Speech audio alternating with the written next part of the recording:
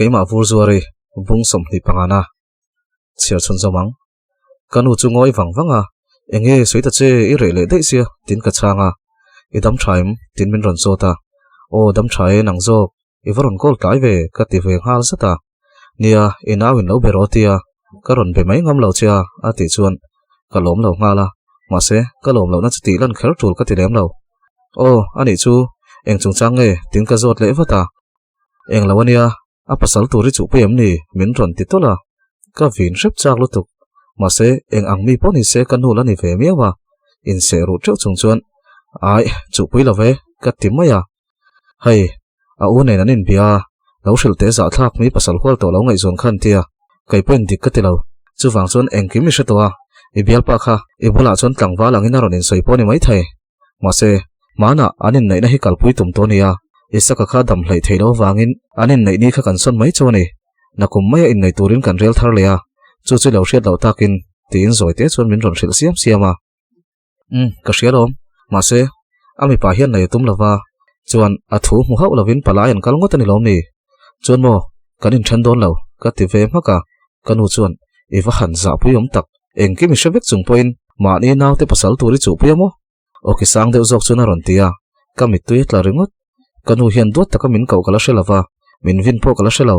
tuna a fashon dot se wangin zan laya min ron haw tur ringotin min ron kolania min kal sana tanga kum tam taka liam nuwa min ngai tha min thla tham vek nuwa min la ron zil ngamania ka thin rim lutuk chuan chan let ve fok mai chu ka chaka ma se ngoi mai chu tha zokin ka ria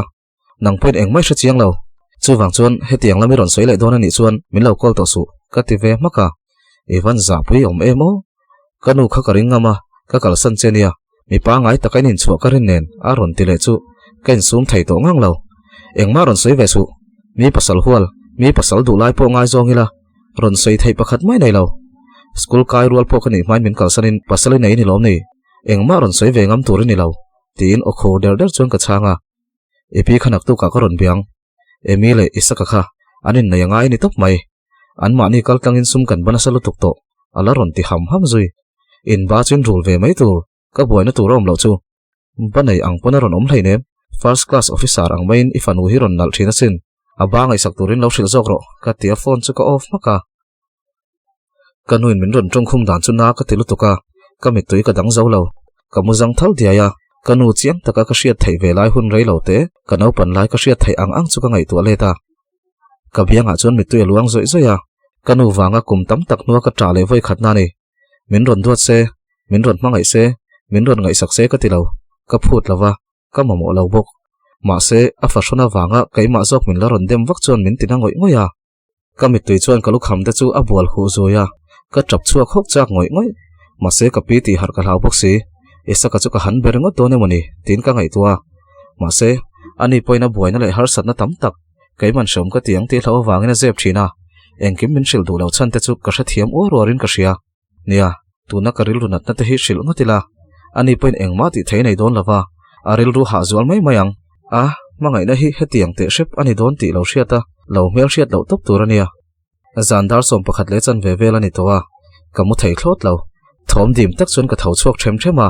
kong pui re ruya manin kalila zan bo ruak re rui le zan lai thli film te chuan ngai to na le ril ru ti film zok mai thesin ti in ka thau chuaka ka pi hriat thlau tak chun kong ka chu ka honga ka khari re ka dil peng lam chu ka pan tha zam pui tlang dung lama karen eng lo de sep sep te chu ka thira tin ka mara le lam lang theya chuan ram ria kan omaniang thlama chuan mai de hmu tur la om pheu pheu boka ngoi reng chuan ka dinga ka thlir wang wanga marveng lama pataro kon thleng han kal tiang tin karil ru ka siama kal ka tum chia mi pakhat hi ron phei zuaya alet le zuka om dan chuan min ti hlau thong lutuk ka va po mai ngam bok si lo ka ding ngoi renga ani la chu aron let to bok si lo eng poni se thil ruk tum vela niang chu ti ni lo se tu ma kha tiang nan let zuk lawang kan kho te chu kanin hre chianga tu nang zan rai min ron mu chuan min ron be shim shimang tin thil ruk tu mani ring chuan a mel mu chian tumin kawa ve hnaya bang shula chuna lo dinga kawa bo thuta oi kal ro mi rap lut tok aron ti min nam son dora tungai ni ka ti vin thaka oi kaima para par sexy par vul chuk pa khatia suam hangman tur ang mai min ron bo thuta mi signal zonga buai ve te atia a thin rim lutuk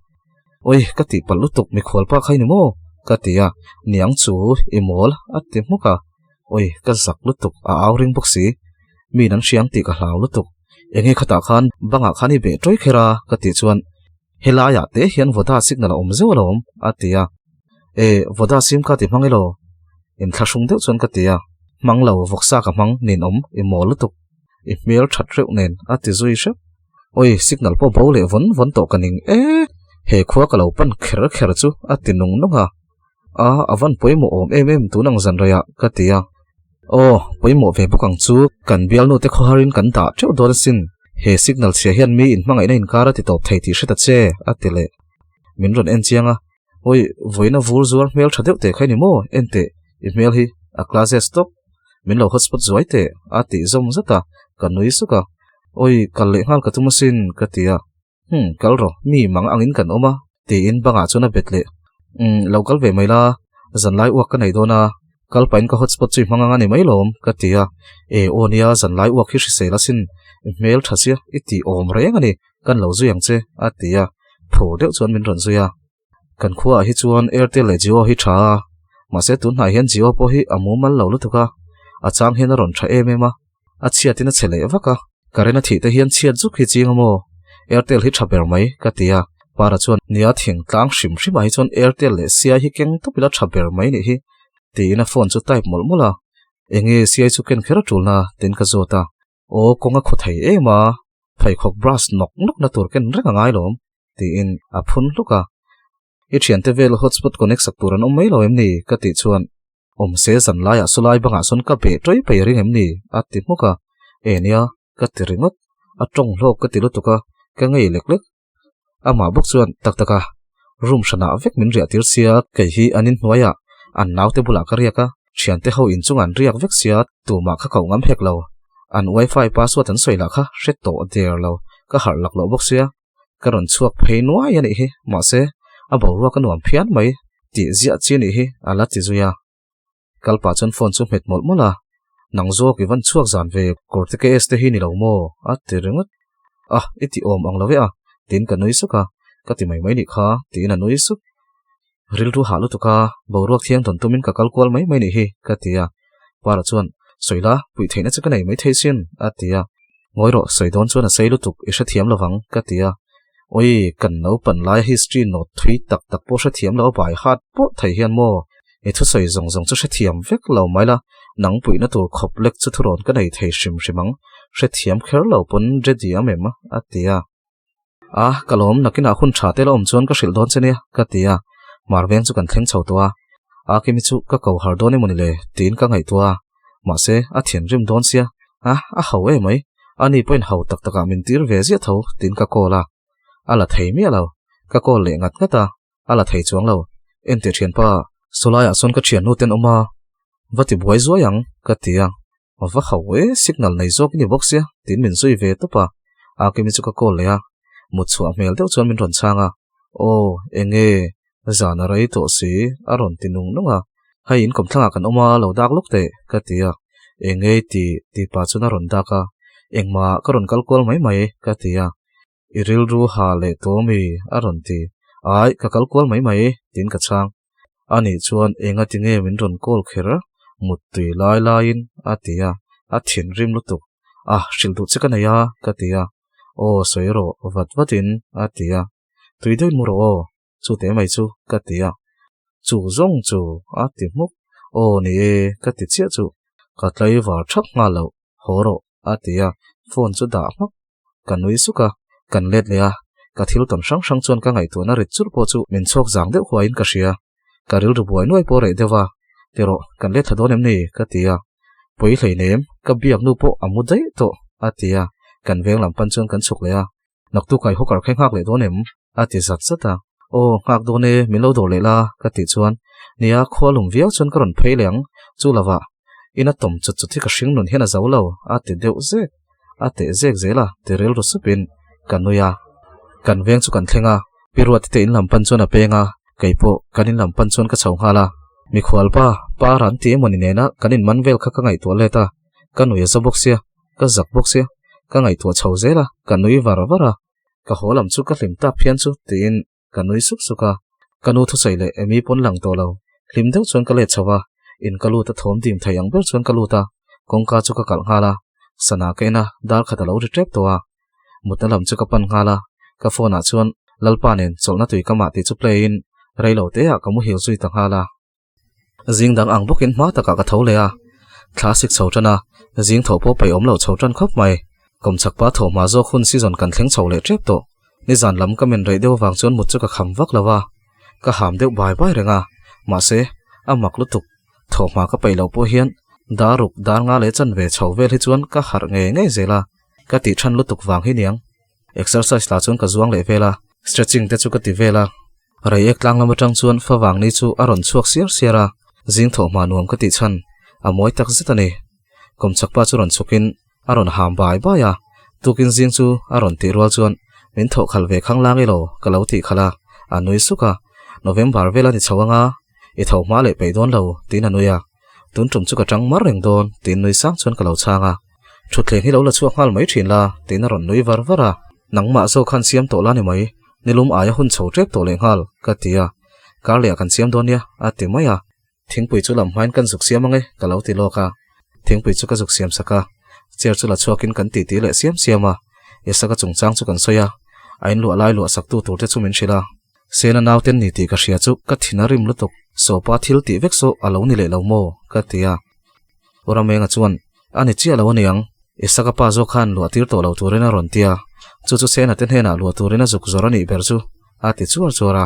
apa ron shil bok chu niang ma seng tin nge sena te ron hriat dei theile tin ka ngai tua o reporter inaw emi omalom tin anuya ka naw ni hlol love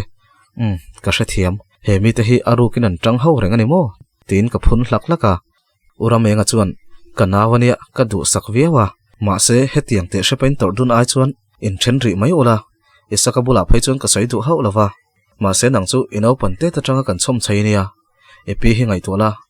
apa hi aron chele ni vai chuan engtine modan be chan si hian aron tilenga in tuana zok mai mayang ti ka hlau chu wang chuan in pi tu ka ngai to em chu wang hian in then zok mai ola ti te hian ka ngai to thina iuni ni nen po hian kan soi ve na sa thin chuwa chu ti rol chuan tu nang laya hetiang taka in line mangai hi chu mu in nuama kan lom viau chuwa ma se thil thui tak ngai to chuan isaka paril rukhi a hel tul tul dona in thathen mai ola a that ka ring a ti char chara kom chakpa chuan min ngai to tak tak wanga soi ni ti ka hria huat le hnial ena poken lo uluk tak chuan a thu sai chu ka ngai thatopa ka ngoi wangwanga kan thanglam triau chu mina bo war chiai lam chu kan thira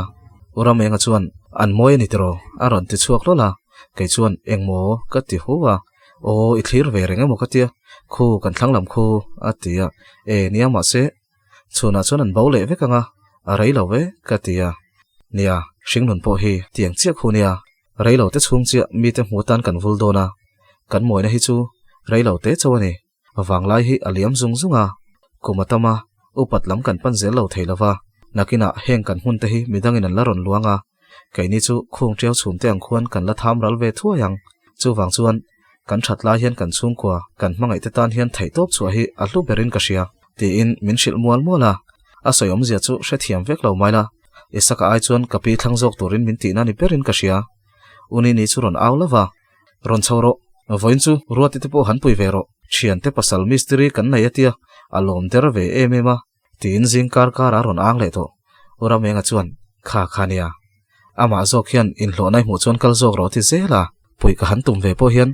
chumi khami chu atia ti hian aron ti le tlut tluta ati sur sura I han chawanga I han nek mai don em ni noi suk chuan ka tia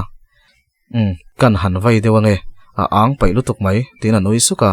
uni ni chuan kha roti chuan aron kol chakha I man don em sairo atia o manang anin hnuai chian hilom ni khoi turati tin han awa ka hre velo in bero ti pa chuan a lut te ya thai boy kan to nem le tin ka zaya a an bor bor te hian anun hi hlim ve a a hlim na ni don phot chuan thin ri mai ro se ka ti ni kha tin nui sang chuan min changa uram eng hi chu fel ve ngot mai ani ang hi mi pa zong zong hi ni vek se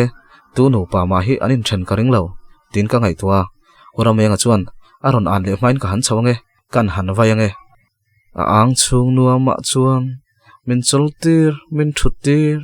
nu ber ang chunga hian ka him ber tin zaira tat pa chuan han chawa kaipo erong bol tur chuan ka chuka ka pi chuan vain chu eu khi kan chorange poisa kan nei lawan tirenga in hlo nan zong pai bok si lo en a ringo ta chung ko chom tum chu anu pui fanau te pon khongai thak atia ka u te nu pachung chang kan soi duna a chang le kan ngei em ema a chang le kan hlim pui viau boka anom ve sel thei chu ni bok sia a chang chuan anom dan hi ano omjok le ling phian thin chuti rol chuan ma te hi lo pui ling chawanga rol ona changa ron the chawanga an la buayang ti kal hau thin ka u chuan a pe sim thim em ni ka tia a pe sim reng em ni ka som luya ram thlengin kal turin a lo ti ve boka analai turan zon kwal ngel point a om ngang si lawa aron kal nge don ani kha tin anui kar kara ka zen ho hi ka nei lak lo ve ngot mai ununa pokha kan kho om lai khan achu ti te lu lo tin kanuya ka pe chuan ani phei kha chu a sual tel boxia ma se khi boxing te khelin sipaya lut lawa a chung te tan phuna tangkai ve to khop khi atia zingkara kan pi tu chuan kan ti siam siama chote kan aya kanei kham chuan an motor chuan uram thleng le ka u chun ron chuka ma ten ron hruai bok motor atangan ron chu rol chuan ani vur an ron ti leng hal ka pi chuan angai lo a thlon hian in ei renga kan hlep tur point ei zo vek atia uram thleng chuan ipi la hiya khatianga hawla sha thiam chuang lo tin a lo khak ve le chong uram thleng hi chu huwa thi nei em lawa ka pi po hi a haulet mi mai zela kai chuan school kal dona ai lawang bana iron ho hunai lo ei don ne in thak vek huna tin ka shila uram thleng chuan ni e ei reng tur poni lo atia ka pi chuan muang fan ra hian a shim shimin voin hi inrin ni nilom ni atia kai po chuan ka hre chuak chi oi inrin ni tak tin ma te chu kan noya uram thleng chuan ani dora zui ngal mai ro se atile ngal angai lo om rei pai lo tin kan hiala ani kanu te na ka kal don min ron zui ve mai ro atile maya khoimo ko wa min lo the teu ati zom zata nu berapo hi mo katia oi chung te nei nom na ni hi kan ban pha kai nom te hi lom ta cheu nakina kan ban phak lo da ya omula min ngai don lutuk alati ham zui hoi ham kha in siam ro tin kanui tok yu po kha zo zial reng ta zuwa secret te poi zuar towa bom khat te chu juk tir vela alati sham kapi chuan pete adu ber kha than ti ro kan chho pui watange a thok nep le don ro pui si atia upa pui chuan kan kal ta sia ban lam tol kan hman mo lo chuan e petrol min thun kha la ngai nia alati zui kapi chuan hlo fa in choro zong zonga hian ka hlok lo ber ome tinung nungin anin phur chuaka ma te tenu fa po chu anin zui chuak ve ngala isakale uram menga chu na tho thom nonen an ron in zui lut hlola khoyangin kaldon voin chu kain hlo don lo ti mo katia ti ne saka chu kalo beluama hei uram menga hian min ron soma kain lu tur kha tuk ver velan siam dona kan han pui don ani hi atia zo zial chu lai tuma kha secret zoro kativata uram menga chuan en du sak big ve tin min lo fiama ininum secret lo zu thei tak tak chuang heinem zo zial level kha ziam lo poisa ui mai tin ka changa tiro chuakang han zo watila bang watang tin uram enga chu dinga ko wa chu in siamol mola an chuak zui ngal maya keipo dor lampan chun ka chuak ngala akimi chu ka kola o hei karon chuk manani mai nichina kan venga tleirol chelo zet kharon kala ma se nimina mai che tleirol paran ti paron shwainen khan anronin phura anin ngai zong ve dewaniang aron ti chuara lawin ngai zong mai te se naupang ani kha khang vela kha chuan chani le reng pui boi se tok chi tin ka changa bazar lampan chuan ka phaya kai main dor thil vel chu karem thamol mula sena chu ron phei wata tukin chu iwatlai ve aron ti wara nia kapi te huan an kaldona chu wang chun ka tlai mai katia khoimo mai zeli kolem tin mai zel chu laya choi kham mai zel zuk pain kan lo thulut zuk atia aron thuluta isakin lu alai an lo wa biak vela wang chuan ka ngai lutuka chanpo ka chang thapai lawa ta khan thuro ka ti muka sena chuan epi chuan kalna tur motor nei emni min ron som turania ka shroi man renga sin mole nakina kapi tur ve thawania tin min mel ro chuan min fiama a harngotang ina min khal lut lui te ni lo chuan ka pasal chui ni lawang tin ka changa sena chuan tak taka ka fiam thu ni kha ti in zalo deuh chuan anui toy tapa akim chu ron thlenga ni zan chu VDP in khuang tharan nei ni mo aron ti sena chu ameng kun lapa oi chu tiang kalo shlo reng reng tin sena mel ru reng chung chuan ka changa akim chuan an hming tak chu ka hrebik lo kong siam ho anin ti buaya an beng cheng lu tu kan tia an va in drum setan manganiang an ho tu te po tiamin atele kher sena chu ron khu kherin akim chu thil ron hre thoi niang kan puele ron kal thar jinga mi pakhat anin ti buaya an han awring deuh kha khapin kan han thela kan thelna lama thom kan lo chuana dewaniang min kau chawa an ni zuroi khan por rei ta dewa an hlap ta ni kha chu po an hlap saklia mai ko thlak na po ni lo tunge mo lo soi dar ni atia in zinga mi thoin min ron chila do ta soi ani don chu tina noya sena chu ding hluain chu pa chu tunge atinghal akim chuan a hawe mai mi dot sai mai hwa turom lo chu karon lu rual khan ni zan me vuak nui ang ema karon fiam mai che atia sena chu chuak thurin kan va phei photange voin chu naute ho zuk ven an ngai dona tina phaya ole zo wat ro tin ka thla chani le reng pui chun ron thlenga kan palia kan om chuan kan chep tak me khwala chun ron kal reng lo chani chuan an ning le thuaya o voin lam te chuan anin sing sa ve de wang chu thotana lu turan ti kha va pui ve ro tin ka lo changa reng pui chuan he mi te pani chu ka ngai tlatalom thian theu ni thosi hi min en sang tlat atia akim chuan oi lo we in zalu tuka kan kom han lo jok cheu ni kha alo ti wata chani chuan ti big dai zel tak taka an ron kal don lo chuan kom reng pai lo vor hi ka enga ka hoang atia hey pakhat ma kala sal lo nia ka lo ti wat reng pui chuan ka lo ba tin a hong rok roka ka ho ti tur ka nga chani ka ler pui man lo atia chani chuan zak lo we min ron tur chung tu ni kha tin nirnang chuna changa chani po chu le chho ve ngala reng pui chu chak to kin ron tlan let le chani chu ron chukro an ron kal atile akimi chuan an va han che hot ve tak em le ra u thi sem se pathum na thleng an la vekang alo ti supa hokar chunga chon chep to kin an ron in no le a kan rol thar mel tha akimi pon star ve pa chu ron thlenga reng pui chuan in la chelo to kin tlangwal engei du alo ti wata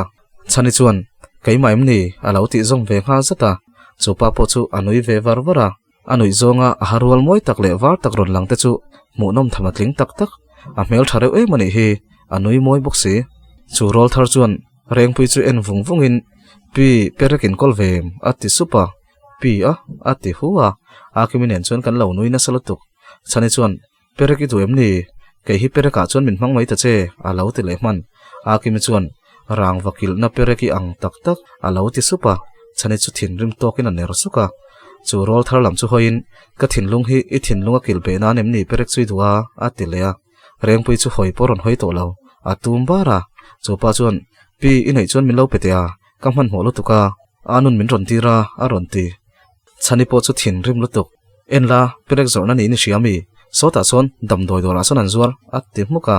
chu rol thar mel thazet chu nui sukin atu khum chu tuai nu anua a bike chu tinunga a let le nal akim chuan pi te u in la om do nem ati supa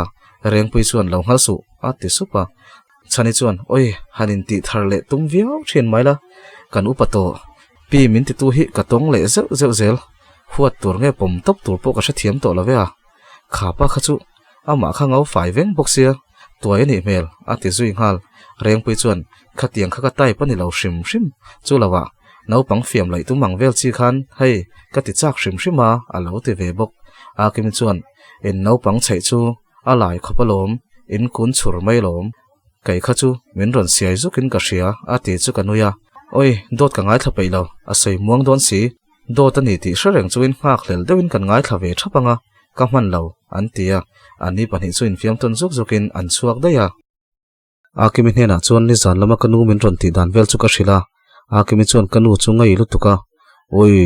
chu mi hring chu ati supa ain thiam lo le deuh min ron mel zukin lai deuin anuya chu mi hring tu che innu chu noi suk chuan atia a ho lutuk I du dan chun seiro ka holo lutuk kai pun ka ngai lom emi ron ti tir vekaniang ka tia akimi chuan ipi hian ala rem ti lo via vem a ron ti le tup tu ti hi chum bung thei bok sia eng chu mo ka ti huwa o isakane na in ngai zona ni mai lom atia eng ma soilo ma se a hlau thonga chungvel chu ni mai ka tia emi le thian nu rin te chu marveng lama tang chu nan ron tlan tha ka ho karbula chon ron dingin tiro la si inila atia hey vurzor khoi mo la si a ron ti kher a kimi chon minga nei ve o a lo ti muka a haulu tuk eng mani lo tin ka lo khapa o mi pakhatin vurzor ati kha chuan a ho si lova a ti kher mi pakhatin ya mi a kimi chon muang ban char chona tia emi chuan khoi mo nawi kolem kota hian thut pain kan lo ino atia dispo chu kan pe a kimi chuan a pahni khan chenga a ti ngal an la si chu an thlia an ina an ti dun mel mela emi chuan inu khan ron pe chem atia ka ngoi renga min chang ro a ron tile i du chu soiro ka ngai tha tin ka changa an nui lui saka a ron chuk mai thainia ati chu kanu nen kanin kara poina siam tum ya so tin ka ding hluaya emi chuan chutiang ka tum lo a fanu hi a hmu lo na rei to mi pasal hual ngai zong rual te ni ve to a ron mu ve cha kang chekati atia a kimi chuan ka ngai thlapai to lo tin kan tui kol lai chuan emi hmaya chuan a the thata emi chu ron ding chuaka e he nu thau i wazak lo ve a ti tuara thawe cheri ka thut ni leng thak mayang che tina mel rum lutuk customer dangan ron kal chia ni zana ka thian pa para le unu te ulal nui khan ron lang hlola ulal nui chuan invading na sa ve nge tin min zota emi chuan i hriat ve ngai lo a ti khang lang unu te chuan chu nu chu ayu paza nai vanai lo ve local te tin ben tumina koi her soka alian vak big box si lova a kol reu box ya paran ti chuan oi unu ten sum ve thin roi ti za thak thei oi sorry excuse me angkha oi if mai chu va han hu na sa em hu hluam chuan kha ka romol hi hmang duem I makeup che oi pher nuai ani kha tina ena in mola ni chu rinte kalang tinan thau chuaka a kimi chuan poisain la pelo a lo tivat emi chuan avokpui exam nge at ti muka a kimi chuan oi inna sa ui form nu cheng som nga pangaman atia emi chuan kha ti pain cheng som ruk chu ron the tha unu te chuan hey poisai tho chu har che shem za ta che sum dong te chia hlon ni lo ti pa chon poisa chu chara kha pe tharo atia a thian nu chuan a za thlak pe thala kalang kan ho tu ten min lo huang atia emi chuan poisa chu min ron pe a chenga chu kir ka tuma angai lo ni danga ne mai tin an scooty a chuan an chuanga an kal ngal nal nal para chuan oi in customer kan ron not chiao ta chiam si sia atia ke chuan a haulu tuk kan ning to hrim thrima tin ka changa unu te chuan tungea a van chapo re vea ke chu broiler in kan in ngir hau na salu tuka in hial vel hi ka pe to lo no pang chapo de hi chu mi khwa poni se ben shap mai hi ka du atia para chuan poisa pe khai tuar thei lo berani kha sum par lo mi ni miao hek che poisa men hian ni menga khoi mo la sim mo vor sene mo chu so te ati zom ha zat oi hai po de poisier nang ni thian ho ne na kan lo in mel thiat kher hi chu kain chira ni ti pa chuna parts chu ena khoi la si chu pona hian kan lo inang ka let mai pe lo an rin nuai ya ura te hlim vel kha ka mu pe lo tina nui sen sena a phone chu ron ria o enge kim ati dam ta pa o engma online lam ka boi pui to lova nangma kuta vek ka da lo to kha chuan I thon vek to poisai dong lo mo atia check tlaka film khur thin tur cheu ni an bungun to cheu suma chon tu ma rin lo tur mel shiat lo phei chu mel shiat porin chuan lo tur tina ang zuya o inti dan khan lo ti ro tuna tang chuan an sumu countera in da dona thlain langa chuan poisan ron pe yang chu tiang an ti thei don lo ni chuan thingtlang lam chu thon lo mai ro atia hei kar khat vel ba compound don lo ka ompo chung rei lo te hi chuan min ron ti boi lo teu in ti thoven ve ka du tin phone chu offa para chuan I dora thok te chu I om lai chu ni sian na salo teng chu tin anuya unu te phone chu ron rileng hal o nu enge ati ngal wara oi chu chu she ve ta chu chuara ka da tin a ang zui hlak anin om e zin na le zel khonge ron tireng mai wardrobe te kha en ta chu tin phone chu off maka kaning lutuk thoven ve tum poina thei lo pena po hi ka kaldonin ka shil vek si tina ang zui hlak taka para chuan oi ni zan khai mu ha lem atia akimi chuan inin huem ni alo tivat para chuan muang chu kanin man choi lom oi kadora ip choi min pom bet chiang lutuka ati chu chuti em ani lo kha tin lai deuh chuan kanuya akimi chuan ani mo ni zana min ron kol na khan I ron tel ve em ni atile para chuan oi amuang lu lai em mai a ente ka man lo top nang kom chu atia akimi chuan min kom turin tunge ti che atia para chuan oi atia ti lo pom lo chu I muang ti ka soina ni chu atia akimi chuan amuang ti turin eng ti khuna nge soizo tur chumi huna chuan soizo nge tur ti om chuang em ni atile para chuan oi ka speed nen mil hlol lo ka pei lo ati hloi hloya akimi chuan taktaka eng tika nge pirua ti te chu inson lun tuma tina zota para chuan kan hrelowi tong chung kha chuan an inson zo vek manang a lo ti shama akimi nen chuan kanin ena kan nui ringot ani pani chun chuak phaya akimi nen chuan kan ti mel mela akimi chuan inu chu ron cha tak tak angem le inu le ipi le nangma hi boy tir nuai atumaniang he nu sual dan hi a professional tat ti ina soi siama ole khati zum khanin sila ngai thatu zong ki chunga kaloma zanin chu ka record kai ni taka chuanin ro su na sa boxia a problem o se ro su chuin kar na yango kha nia kan kwa chu ve tak me no taka ro su na sal tuka ka chiar tong voice lo ding ching do ni point ronda sham ka se ka ronda chuan para te ho hian anti boy thak mo ka ti le chuanin lo she thiam lo tan para te lal noi te ho an ron lang tanwal hi thon thu dangami chung ka che chol mula tia chang tunu kha lal noi hi nia chuan kan chenam pa je te pa som tiam ni kha para hi nia ti hian an ron fin khom le ani a chan chu season 2 zia ko season 3 zia ko ti le kha umna sa ka soi to kha kan soi non le do en ko ne se rin taka